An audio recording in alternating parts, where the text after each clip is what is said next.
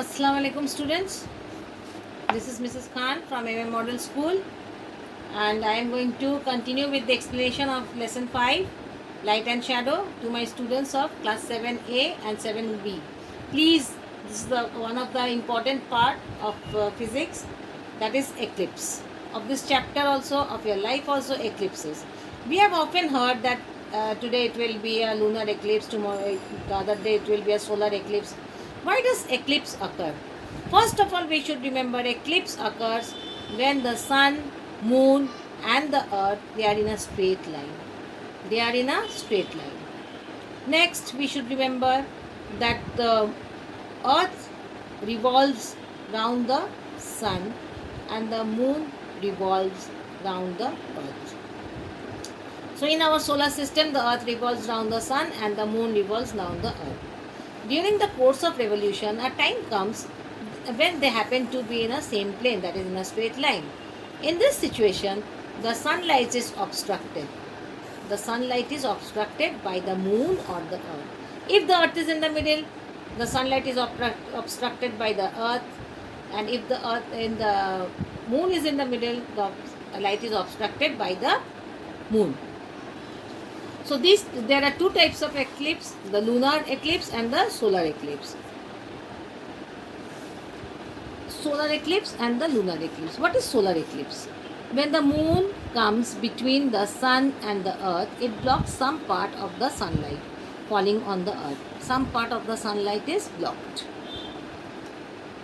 Thus, it casts a shadow on the earth. The moon casts a shadow on the earth. The region of umbra experiences total solar eclipse.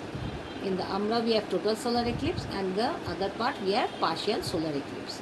A solar eclipse is observed on a new moon night, but not always on the new moon night, because all three are not in the straight line. Always they are not in the straight line.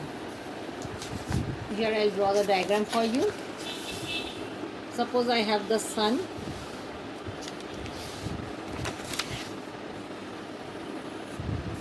This is my sun, and here we have the earth,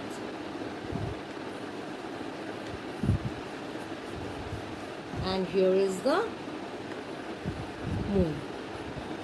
All in the straight line. Can you see? Yes, miss, they are in the straight line. What happens? The moon is obstructing the light of the sun. You can see it. So this part we have umbra. Okay. And the other part we have penumbra. This one we have penumbra. And this is the umbra. What type of eclipse? Solar eclipse. And when does it occur? It is observed on the new moon night. Next, we go on to lunar eclipse. What is a lunar eclipse? When the earth comes in between the sun and the moon. The earth is between the sun and the moon. The earth is bigger than the moon. So it completely blocks the sunlight falling on the surface of the moon. And this is called the lunar eclipse. Lunar eclipse occurs when on the full moon night, when the moon passes through the umbra and the penumbra region of the earth. And first of all, they have to be in a straight line. I have told you before also. I have told you before. As long as it remains in the umbra region, the moon experiences. As long as it is in the umbra region, it experiences what? A total lunar eclipse. But as it moves away from the umbra region, it goes to penumbra region. What will happen? It will have partial lunar eclipse. Let me do the drawing once more for you all.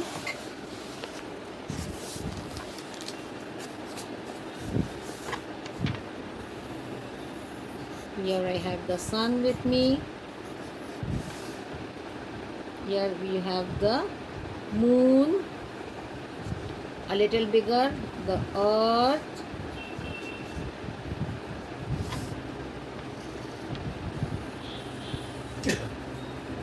See, it is blocking the full light.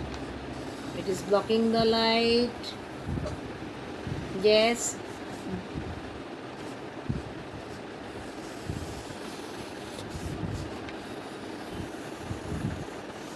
This is the total umbra region. What region? The umbra region. And as the moon is moving away to the penumbra region, it receives partial light and it is partial lunar eclipse. Okay, I hope I am clear. In the next chapter, we will go on with the reflection of light. Thank you.